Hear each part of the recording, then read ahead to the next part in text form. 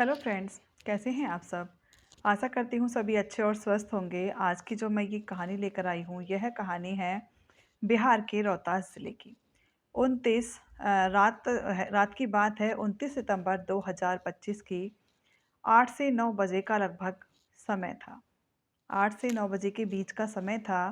तभी एक महिला रोती, चीखती, चिल्लाती हुई मकान से बाहर निकलती है और सारे मोहल्ले से गुहार लगाती है, आवाज़ लगाती है, चीखती है, चिल्लाती है और रोती है। तो 8 से 9 बजे का समय था और कुछ लोग ऐसे होते हैं जो दिन भर कामकाजी होते हैं, वो काम करते हैं तो वो अपने घर में आकर सो जाते हैं।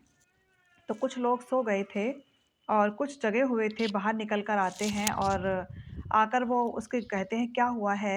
और तो वो जो कहती है महिला कंचन देवी जो होती है वो कहती है कि प्लीज़ मेरे घर चलो, मेरी हेल्प, मेरी मदद करो, मेरी मदद करो। लोग बाग उठकर कंचन देवी के घर में जाते हैं तो वो देखते हैं जो कंचन देवी के पति थे बेजन चौधरी, बेटा विकास और दूसरा बेटा विशाल। सभी के मुंह से झाग निकल रहा था क्योंकि उन्होंने तभी खाना खाया था। सभी के मुंह से झाग निकल रहा था और सभी अचेत अवस्था में पड़े हुए थे। गांव वाले सभी इकट्ठे होते हैं और इकट्ठे होने के बाद में फिर उन तीनों को लेकर जाते हैं। गलियों में कानाफूसी शुरू हो जाती है, आपस में सब लोग बात करने लगते हैं क्योंकि उस घर में वो तीन ही पुरुष थे और तीनों ही पुरुष बहुत ज़्यादा अचेत अवस्था में होते हैं। उन्हें फिर सासाराम अस्पताल में भर्ती कराया जाता है। कंचन देवी उन्हीं के साथ थी, रो रही थी, बिलख रही थी, बोलने के मूड में बिल्कुल नहीं थी क्योंकि सिर्फ़ और सिर्फ़ उसके चीखने की ही आवाज़ आ रही थी। जब वो सासाराम अस्पताल में पहुंच जाते हैं, तो पुलिस वाले कहते हैं कि मुँह से झाग निकल रहा है, पुलिस केस तो है ये। और वो पुलिस को बुला लेते हैं। कुछ ही देर बाद में वहाँ पर पुलिस भी पहुँच जाती है। पुलिस के पहुँचने के बाद में फिर वो कंचन देवी से काफ़ी पूछताछ करते हैं तो वो कुछ भी नहीं बोल पाती, सिर्फ़ रोती ही रहती है। तो वो पूछते हैं घर में और कौन-कौन रहता है? तो बताती है मैं, मेरे पति, मेरा बेटा और मेरी बहू, हम 5 ही सदस्य हैं जो घर के अंदर रहते हैं। तो वो कहते हैं कि ठीक है, लेकिन तुम्हें किस पर शक है? ऐसा क्या हुआ है? कुछ नहीं कहती, वो सिर्फ़ ये मतलब दुआ कर रही थी परमात्मा से कि किसी न किसी को तो कम से कम होश आ जाए। इसके बाद जो उनके पति थे बेज़न चौधरी और विकास, थोड़ी देर में ही आकर बताती है पुलिस कि उन दोनों डॉक्टर बताते हैं कि दोनों ने दम तोड़ दिया है। फिर कंचन चीख-चीख कर, जितना चीख-चीख कर रो सकती थी वो रोती है, दहाड़े मारती है, बिलखती है, परेशान होती है और उसको बहुत ज़्यादा तकलीफ़ में से वो एक औरत गुज़र रही थी जिसका पति और बेटा चला गया दुनिया से। लेकिन डॉक्टर्स कह रहे थे कि अभी तीसरे का हम इलाज कर रहे हैं, शायद भगवान ने चाही तो वो बच सकता है। पुलिस आती है, वो पूछताछ ही कर रही थी। तभी थोड़ी देर बाद एक नर्स वहाँ से भागी-भागी आती है और डॉक्टर के कान में कहती है कि विशाल भी अब इस दुनिया में नहीं रहा। सोचिए एक महिला पर क्या बीती होगी जिसका पति और जिसके दोनों बेटे कुछ ही मिनटों में, कुछ ही घंटों में दुनिया को छोड़कर चले जाते हैं। आग पूरे मोहल्ले में आग की बात पूरे मोहल्ले में आग की तरह फैल जाती है।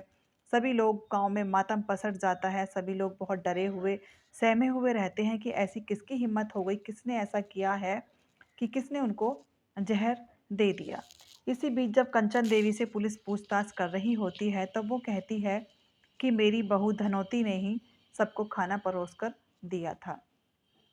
उसके बाद में फिर वो बहू धनौती जो थी, जब उस घर जाते हैं, देखते हैं तो धनौती घर में नहीं होती है, वो घर से भाग जाती है और उसका अता-पता आस-पास में भी कहीं नहीं चलता है।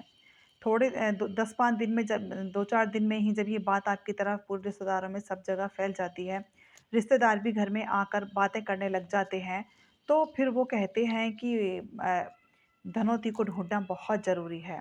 इसके बाद एक दिन ऐसा होता है कि पुलिस धनौती को भी पकड़ लेती है और पकड़ने के बाद धनौती को सीधा थाने लेकर आ जाती है। थाने लाने के बाद में जब उससे पूछताछ की जाती है, तो धनौती कहती है, वो थोड़ा-सा स्टाइलिश लड़की थी और एक ठीक-ठाक से परिवार से बिलॉन्ग करती थी। तो वो कहती है कि जब मैं इस घर में ब्याह कर आई, तो जो मेरे पति, ससुर, ये सब लोग जो थे वो राजमिस्त्री का काम करते थे और राजमिस्त्री के काम में ही इनका घर चलता था। जब भी मैं कभी इनसे पैसे माँगती थी और मैं कहती थी कि मुझे मेरे खर्चों के लिए पैसे दीजिए, तो वो मना कर देते थे। मैं सच संवर कर रहती थी और मैं अपना मतलब जैसे मॉडर्न बहू की तरह रहती थी, तो वो कहते थे कि राजमिस्त्री के घर में मॉडर्निटी नहीं चलती है, हम लोग सिंपल और साधारण व्यक्ति हैं, तो मैं यहाँ पर इसी तरह ज़िंदगी जीनी होगी। लेकिन धनौती को ये बर्दाश्त नहीं था। वो कहती थी कि ब्याह कर ही क्यों लाए हैं बहू को, अगर उसके खर्चे ही नहीं उठा सकते।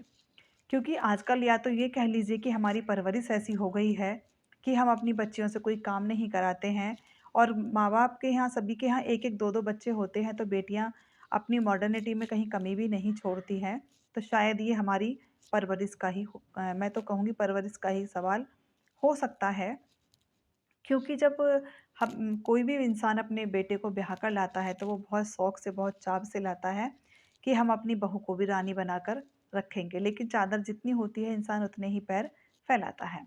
तो धनौती पुलिस वालों को यही बोल रही थी कि मेरी किसी भी बात को नहीं सुनते थे और हमेशा मुझे यही कहते रहते थे कि ऐसे रहो, वैसे रहो, हमारे यहाँ सिंपल सादा जीवन जीना है।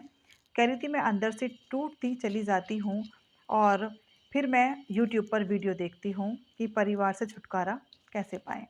देखिए, जितना सोशल मीडिया हमारे लिए बेनिफिशियल हो रहा है, उतना ही ये हमारे लिए खतरा भी बन रहा है।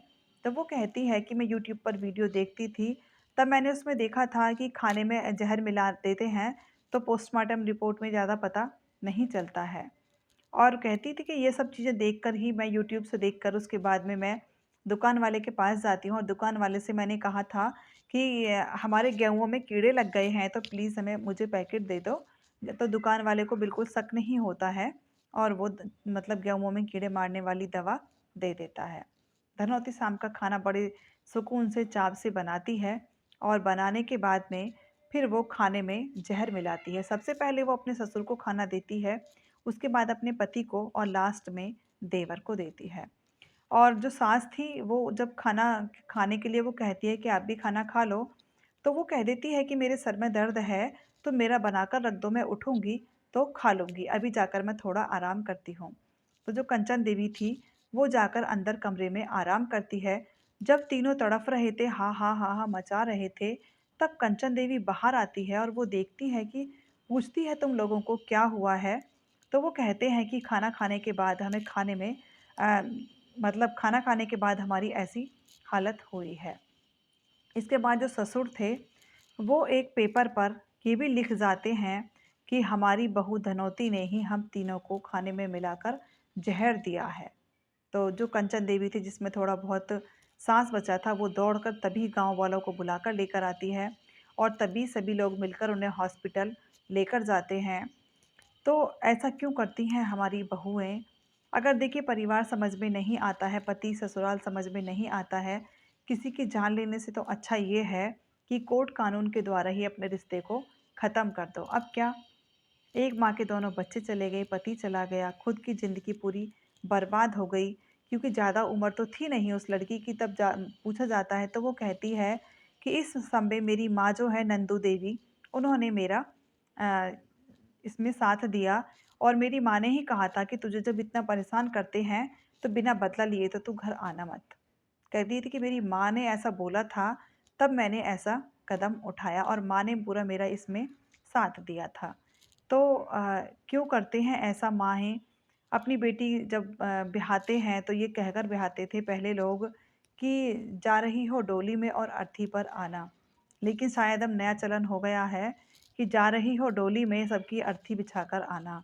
शायद अब इस तरह की ये इस तरह की ही माँ होगी नंदू, इस तरह से ही उन्होंने अपनी बेटी को सिखाया होगा, तभी नंदू ने जाकर पुलिस के सामने ये सब उगला था। मैं कहानी को सुनाकर किसी को दुखी या परेशान करना नहीं चाहती। मेरा सिर्फ इतना ही मतलब है कि सावधान रहिए, सतर्क रहिए और जागरूक रहिए। मेरी कहानी अच्छी लगी है तो मेरे चैनल को लाइक, सब्सक्राइब एंड शेयर कीजिएगा। Thank you so much. Thank you.